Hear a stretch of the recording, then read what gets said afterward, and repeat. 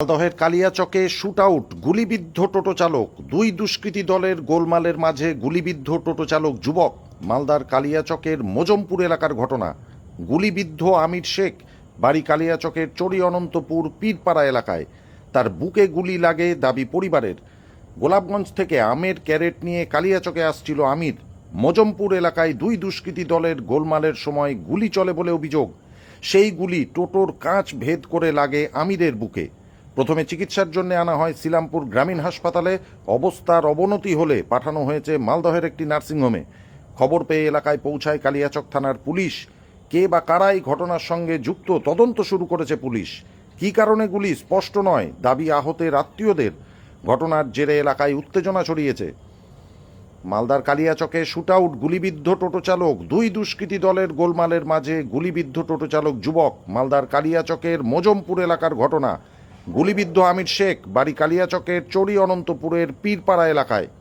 তার বুকে গুলি লাগে এমনটাই দাবি পরিবারের। গোলাপগঞ্জ থেকে আমের ক্যারেট নিয়ে কালিয়াচক আসছিল আমির। মোজমপুর এলাকায় দুই দুষ্কৃতী দলের গোলমালের সময় গুলি চলে বলে অভিযোগ।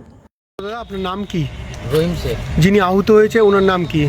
আমির শেখ। কি বাড়ি কোথায়? বাড়ি চূড়ান্তপুর পীরপাড়া। কি করে? টোটো চালায়। কি হয়েছিল, ঘটনাটা কি?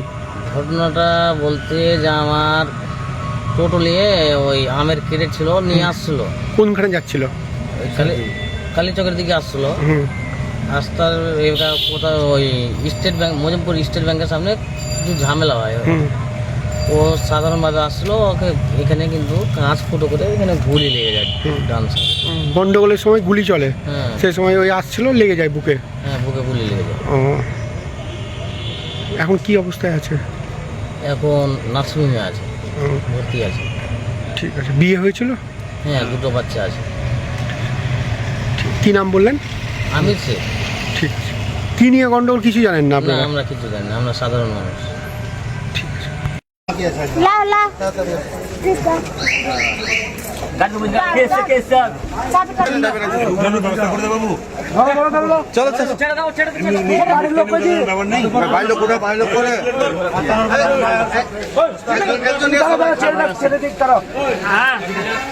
মালদা কালিয়াচক থেকে ঝন্টু মণ্ডলের রিপোর্ট, সংবাদ বাংলা টিভি।